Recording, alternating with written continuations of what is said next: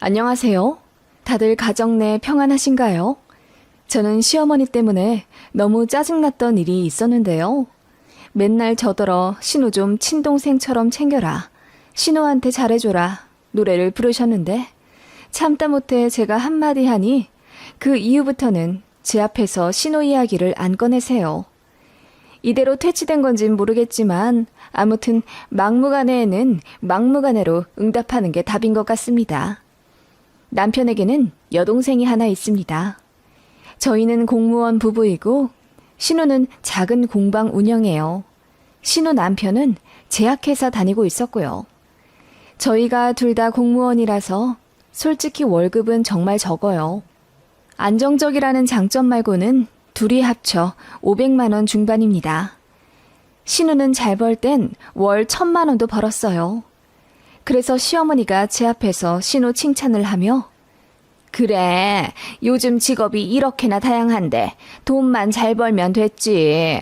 우리 딸은 진작에 자기 적성 찾아 사업해서 한 달에 1000만 원씩이나 벌잖니. 공무원이고 대기업이고 그런 거 다 필요 없어. 여자는 특히 자기 능력이 중요하잖니. 라고 하며 공무원 하며 힘들게 일하는 제 앞에서 그렇게 이야기하시더군요. 그리고 저희 부부는 아들 둘 있고 신우는 딸 하나 키우고 있는데 그걸로도 엄청 비교를 하며 신우를 추켜 세우시더라고요. 딸이 최고야. 아들은 키워봤자 소용이 없어. 그리고 요즘 같은 시대에 하나만 낳아서 잘 키우면 되지. 둘까지는 이해가지만 셋 낳는 사람들은 난 이해를 못하겠더라. 솔직히 둘도 많아. 라고 하시는데 정말 기분이 나빴어요. 제 남편 앞에서는 절대 안 그러십니다. 저희 남편도 한 성격해서 듣기 싫은 소리에 잘 버럭하거든요. 그러니까 만만한 제 앞에서만 그러는 겁니다. 그리고 며느리라 그런지 괜히 까내리고 싶어 그러시는 것 같았어요.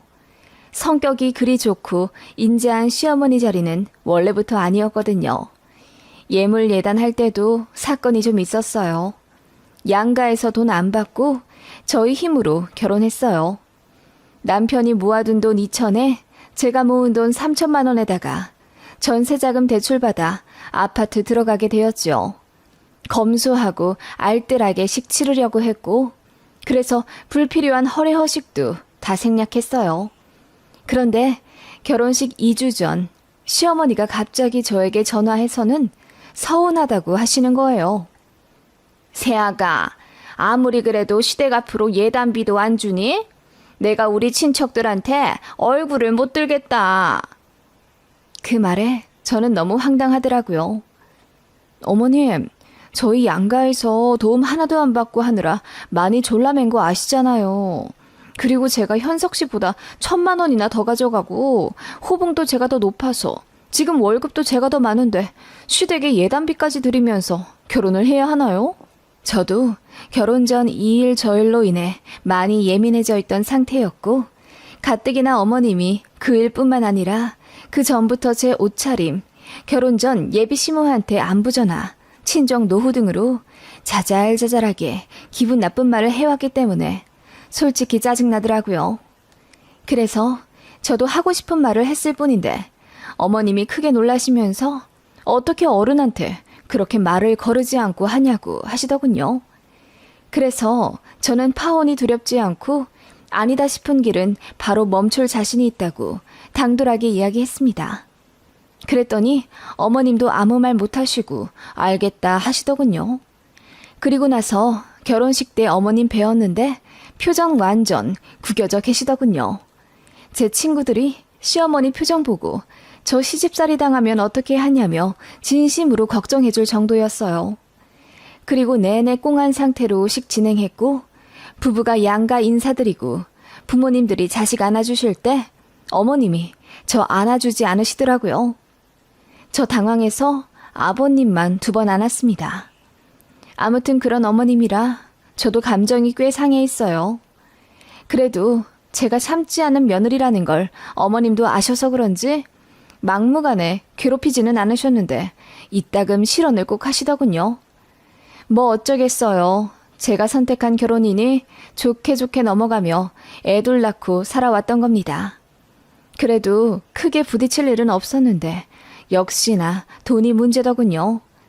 신우가 잘 벌 땐 상관이 없었는데 갑자기 가세가 기울어지니 어머님이 신경이 많이 날카로워지셨어요. 신우 남편은 제약회사 다니면서 월 400에서 500만 원 정도 벌다가 건강이 안 좋아져서 퇴사를 했어요. 그래도 신우가 공방 차리면서 돈을 잘 벌었기 때문에 큰 문제 없을 거라고 생각했고 또 신우 남편도 좀 쉬다가 다시 취직할 거라 믿었어요. 신혼에는 딸 하나 있기 때문에 저희처럼 먹성 좋은 남자애들이 둘이나 있어서 당장 입에 풀칠해야 하는 걱정도 아니었고 또 저희는 전세 사는데 신우는 집도 매매한 상태였거든요. 물론 매달 대출이자로 100만 원 정도 나가긴 했지만 이미 집값이 엄청나게 많이 오른 상태라 저희가 신혼에 걱정할 처지는 절대 아니었습니다. 당장 내 집도 없는 저희가 시세 7억짜리 집에 살고 있는 신혼애를 걱정하는 게 웃기잖아요. 그런데 안 좋은 일은 한꺼번에 터진다고 신우가 하던 공방도 점점 잘 안 풀린다고 하더라고요. 근처에 경쟁업체가 둘, 셋씩 들어오면서 신우가 하던 가게가 잘 안 된다고 하더군요. 그래서 월 순소익 200만 원 정도 겨우 가져간다고 들었어요. 저는 그래도 그 얘기 듣고 그거라도 벌어 다행이라고 생각했네요. 신우는 일주일에 5일, 그것도 하루에 6시간 정도만 일하거든요. 그리고 신우 남편도 아예 백수로 있는 것도 아니고 조금씩 알바하면서 한 달에 200만 원은 벌어온다고 하던데 그 정도면 크게 나쁘지 않을 거라고 생각했습니다. 저희 부부랑 월 소득이 크게 차이도 안 나니까요. 그런데 둘이 합쳐 월 1,000만 원 넘게 벌던 가정이라 그런지 반에 반토막이 나자 신우는 그냥 그러려니 하는데 어머님이 더 안달을 내시더라고요. 저러다 망해서 이혼하고 난리 나는 거 아니냐면서요. 전혀 그럴 걱정하실 필요 없다고 하는데도 어머님은 꼭 제 앞에서만 이마에 내천자를 그리며 신우 걱정을 하셨습니다. 저도 시터나 조부모 등 누구의 도움 없이 저희 부부의 힘만으로 일하랴, 애들 키우랴, 내 집 마련 위해 저축하랴 너무나 힘든 삶을 살고 있는데 왜 자꾸 신우 걱정을 같이 하길 강요하는지 모르겠더군요. 어머님은 그런 저에게 예전부터 느꼈지만 넌 참 정이 없구나. 결혼이라는 건 남자 하나 좋아서 같이 사는 게 아니야. 가족과 가족의 결합이지. 네 남편이 좋으면 네 남편의 부모와 형제까지도 품어야 하는 게 결혼이다. 사람이 생각이 좀 깊어야지. 라고 하시더군요. 어머님, 애들 아빠는 처남이 어디 사는지도 잘 모르던데요. 천안 사는 거 뻔히 알면서 자꾸 충주라 그러고 청주라 그러는데요. 제 남편은 저 하나 좋아서 결혼한 게 분명해요. 제 남편도 생각이 별로 깊지 않으니 저희는 독인 객인인가 봐요. 제가 그렇게 대답하니 어머님 얼굴이 새빨개지더군요. 남들은 제가 되바라졌다고 할지 모르지만 저도 나름의 생존 전략이었어요. 좋게 이야기하면 어머님은 계속 저를 힘들게 하시거든요. 그런데 신우 관련해서는 집요하시더군요. 제가 신우한테 관심이 너무 없고 매정하다고 하시는데 솔직히 그건 신우가 더해요. 신우는 저희 애들 태어났을 때 배냇저고리 하나씩 사주고 돌 때 모른 척했어요. 시부모님이 알아서 챙겨주셨을 텐데 본인까지 줄 필요 없다고 하면서요. 그리고 저희 애들 이름도 매번 헷갈려하는 신우예요. 어떻게 조카가 10명, 20명 있는 것도 아니고 고작 2명인데 어떻게 고모가 애들 이름을 그렇게 헷갈려하는지 이해 불가입니다. 그리고 저 둘째 제왕절개로 낳고 갑자기 혈압이 안 좋아져 중환자실 실려갔었고 그때 정말 위험한 상황이었어요. 그래서 남편이랑 친정 부모님도 울고 불고 난리 났고 시댁도 알고 걱정하셨거든요. 모든 상황 다 알면서 신우는 제주도 여행 가서 환하게 웃는 사진을 딱 그 시간에 카톡 프로필 사진으로 올려놨더라고요. 올케가 죽고 살고 하는 문제는 신경도 안 쓰인다 이거겠죠. 나중에 알았지만 저는 그게 너무 서운했어요. 그러면서 신우가 맹장 수술했을 때는 시어머니가 온갖 호들갑 다 떨면서 저더러 병문 안 가라고 하고 휴가 내서 하루 병수발 좀 들어줄 수 없겠냐고 하더군요. 제 친동생이 맹장 수술했다고 생각해보래요. 그러면 절로 걱정되고 보살펴주고 싶지 않겠냐 하더군요. 어이가 없어서 대답도 안 했죠. 아무튼 그런 시어머니였습니다. 신우는 그래도 제 앞에서는 크게 거슬리지 않았고 자주 만나지도 못했기 때문에 괜찮았어요. 문제는 제가 신우를 더 챙기길 강요하는 시어머니의 태도였습니다. 그런데다 신우네 경제 사정까지 안 좋아지니 자꾸 저한테 전화를 걸어서 제가 공무원이니 자영업자들 도와줄 수 있는 정책 같은 거 잘 알지 않느냐, 돈 좀 더 해줘야 하는데 걱정이다 등등 이런저런 말씀을 하시더군요. 그러면서 이러시는 거예요. 니들은 공무원이니 걱정 없겠구나. 철밥통이라 다달이 월급 나오니 얼마나 좋아. 그래도 월급도 적고 이름 많고 공무원도 힘들어요. 어머님, 그리고 철밥통이라뇨. 어떻게 잘릴지도 모르기도 하고 또 어디로 갑자기 발령 날지도 모르는 직장인데요. 제 말에 어머님은 못마땅해 하며 그래도 공무원이 최고라고 우기시더군요. 언제는 신우같이 월 1,000 버는 자영업이 최고라고 하셨으면서요. 그러면서 자꾸 저희더러 동생 좀 잘 챙겨주라 하시는 거예요. 처음엔 혼자 노는 시조카 안쓰럽지도 않냐면서 자꾸 저희더러 신우이네를 초대해 밥 해먹으라, 키즈카페 데려가라 잔소리를 하셨어요. 신우네랑 차로 30분 거리 살아서 가깝긴 하거든요. 그런데 신우도 절대 저희를 집에 초대하지도 않고 또 남편이랑 신우 둘 남매 사이도 그닥 살갑지도 않단 말이에요. 그런데다 신우네 경제 사정까지 안 좋아지니 어머님이 자꾸 저한테 더 신우 얘기를 하시더군요. 그리고는 굉장히 부담스러운 행동을 하기 시작하셨어요. 어느 날 신우한테 고맙다는 카톡이 오더라고요. 그래서 무슨 일인가 하고 전화를 하려 하는데 때마침 시어머니한테 전화가 왔어요. 네 신우가 고맙다고 하지? 그냥 알겠다고 해라. 내가 네 이름으로 신우한테 10만 원 넣었어. 시조카 옷 사 입으라고 돈 넣은 거라고 해라. 어머님, 그건 좀 아닌 것 같아요. 부담스럽게 왜 그렇게 하셨어요? 누가 너더러 돈 쓰랬냐? 그냥 내가 니들 둘을 이어주는 거지. 신우가 고맙다고 하면 잔말 말고 알겠다고 해. 올케가 돼가지고 원래 1년에 한 번 정도는 시조카 옷도 사주고 그러는 거다. 그래도 네 생각해서 내가 대신 돈 준 거지. 정 그러면 다음부턴 네가 먼저 알아서 돈을 보내든지. 그 말에 기분이 너무 안 좋더라고요. 올케면 당연히 시조카 챙겨야 하나요?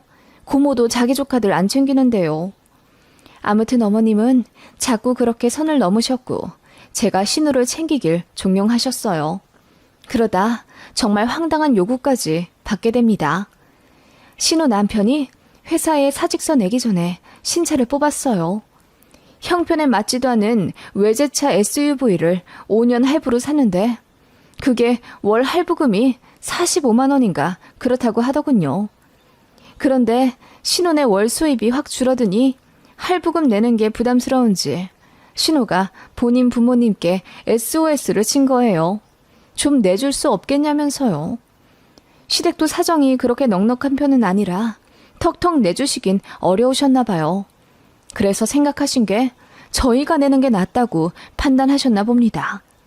처음엔 어머님이 제 남편한테 이야기하셨나 봐요. 제 남편은 당연히 한 큐에 거절했고요. 그것에 속이 상한 어머님은 저한테 연락하셨습니다. 지 동생 어려운데 모르는 척하라고 새아가 네가 시켰니? 그러지 말고 좋게 좋게 좀 생각해다오. 지금 네 신우가 사정이 좀 어렵잖니. 다달이 나가야 할 돈은 많은데 사위도 직장을 제대로 못 잡아서 집안이 파탄나게 생겼다. 이럴 땐 서로 돕는 게 가족이지. 너희는 둘 다 벌고 또 네가 알뜰살뜰하게 돈 잘 아끼잖니. 그 돈 조금 더 베풀어서 네 신우 좀 도와주렴. 어머님, 그러니까 지금 저희더러 매달 아가씨네 자동차 할부금 45만 원을 내주라 하시는 거예요? 그게 어떻게 보면 빌려준다고 볼 수도 있지. 네 신우도 고마운 걸 느끼고 너희한테 더 잘하지 않겠니? 어머님, 차 바꿔야 할 급한 집은 저희예요. 지금 15년 된 좁은 승용차 타고 다니는데요. 그리고 그렇게 사정이 어려우면 차를 파는 게 맞는 거예요. 아가씨 무턱대고 도와주는 것보단 현명하게 판단하도록 설득을 하시는 게. 제가 그 말을 하자 어머님이 버럭 화를 내더니 어떻게 잘 타고 다니는 차를 팔으라 하냐네요. 그래서 저도 열이 받아서 당장 차 바꿔야 할 집은 저희인데 그럼 신혼의 외제차 할부금 내주면서 저희는 똥차 계속 끌고 다녀야 하는 거냐고 따졌더니 어머님이 그래도 집집마다 사정이 다 있는 건데 저더러 너무 야박하다고 하시는 겁니다. 어머님은 그냥 제가 신우를 챙기지 않는 것에 화가 나신 것 같았어요. 매정하고 못돼 처먹었다며 전화기 넘어 악담을 하시더군요. 그렇게 씩씩거리면서 전화를 끊었는데 어머님이 다음 날도 전화하시며 아무리 생각해도 저희가 괘씸해 안 되겠다며 나중에 이 집 팔면 니들은 안 주고 니 신우만 주련다. 어떻게 그렇게 지들만 알고 지들만 잘 살려고 해? 그렇게 알아둬라. 라고 하시더니 전화를 끊으시더군요. 재산 분할을 저희에게 한 푼도 안 해주시겠다고 선포를 하신 거죠. 남편도 그 말 듣고 어이없어 하며 저더러 앞으로 시댁 갈 일 없을 거라 하더군요. 그렇게 남편도 저도 시댁에 연락을 하지 않았는데 어머님이 똥줄이 타셨는지 자꾸 저에게 카톡하시더군요. 지금이라도 늦지 않았으니 현명하게 판단하고 본인한테 사과하라며 항의 문자를 보내시는가 하면 신우한테 다달이 20만 원이라도 보내주면 본인도 재산 분할에 관해 이야기했던 걸 없던 일로 하겠다네요. 해도 너무하단 생각이 들었죠. 그래서 어머님한테 전화해 물었습니다. 어머님, 아가씨는 저희 애들 태어나고 나서 챙겨준 거 거의 없고 심지어 이름도 헷갈려 하는 거 아시죠? 어? 그건 뭐 언니 신우가 많이 바쁘고 정신이 없으니까. 그리고 가는 게 있어야 오는 게 있다는데 저는 아가씨한테 매년 생일 선물도 보내줬고 시조가 태어났을 때 50만 원, 생일이랑 어린이날에는 다달이 용돈도 주고 할도리는 다 했다고 생각해요. 그런데 아가씨는 저희한테 어떻게 했는지 알긴 아세요? 그러자 시어머니가 말을 더듬으며 당황해 하시더라고요. 친동생처럼 생각하라고요? 제 친동생은 본인 돈 없어도 꼬박꼬박 저희 아들들한테 용돈 주고 선물 주고 안부 묻고 사랑 줍니다. 저 아플 때도 걱정했고요. 아가씨는 전혀 아닌데 어떻게 내 동생처럼 생각하란 말이죠? 지 누나 중내산에 하는 마당에 제주도 여행 가서 웃는 사진 찍어 카톡에 올리진 않는다고요. 그러자 어머님이 아예 말씀이 없으시더군요. 어떻게 일방적으로 저만 신우를 챙겨요? 어머님은 고모님한테 그러셨어요? 저한테 강요하지 마세요. 남편도 실망이래요. 그리고 차 할부금을 못 갚는 사정이면 차를 파는 게 정상입니다. 물론 도와줄 수는 있어요. 그런데 그렇게 되면 저희도 그 차에 대해 소유권 주장할 수 있는 거 아시죠? 제가 똑부러지게 이야기하자 어머님이 무슨 말이냐 묻더군요. 매달 차 할부금 갚아주면 신호차를 제 차처럼 써도 된다는 얘기예요. 안 그래도 저희도 큰 차로 바꿔야 하는데 뭐 그럼 두 집이서 차 한 대 같이 쓰죠 뭐. 제가 말했더니 어머님이 당황해서는 어이가 없다며 웃음으로 때우려 하시더군요. 저는 농담이 아니라고 했습니다. 그러자 어머님이 한동안 별 말씀 없으시더니 그냥 없던 일로 하자고 하시더군요. 저는 사실 어머니께 그렇게까지 따박따박 대든 적은 없었어요. 그런데 이번엔 정말 연끈을 각오로 기 하나 안 죽고 얘기했습니다. 사실 남편도 저랑 뜻이 맞아 가능했습니다. 어머님이 자꾸 그러시면 남편도 연 끊고 아예 왕래하날 생각이라고 했거든요. 그깟 시댁 집 팔아 1억 좀 넘게 나올 텐데 솔직히 그걸로 노후도 제대로 보낼 수 있을지 모르는 상황이거든요. 그래서 재산 분할 이야기 하시는 게 좀 웃겼어요. 하다못해 물려받은 땅도 하나 없으시거든요. 아무튼 어머님의 신호 타령은 그날 이후로 완전히 끝났습니다. 저를 건드려서는 안 될 또라이라고 생각하신 건지 그 이후로는 연락도 거의 없으시고 명절에 만나도 정말 필요한 말만 하시더군요. 신호 얘기는 아예 안 하시고요. 그래서 신호가 어떻게 사는지도 모릅니다. 솔직히 훨씬 좋아요.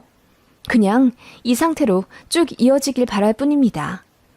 여러분도 시댁에서 부당한 대우와 요구를 받으면 좋게 좋게 넘어갈 생각 마시고 딱 부러지게 이야기하세요. 어물쩍 넘어가면 쉽게 보더라고요. 그리고 어머님 심리가 궁금해요. 왜 자꾸 저한테 신호 챙기라 잔소리신지. 제 친구들은 그러더라고요. 신호는 핑계고 본인들 챙겨달라 눈치 주는 거라는데 정말일까요?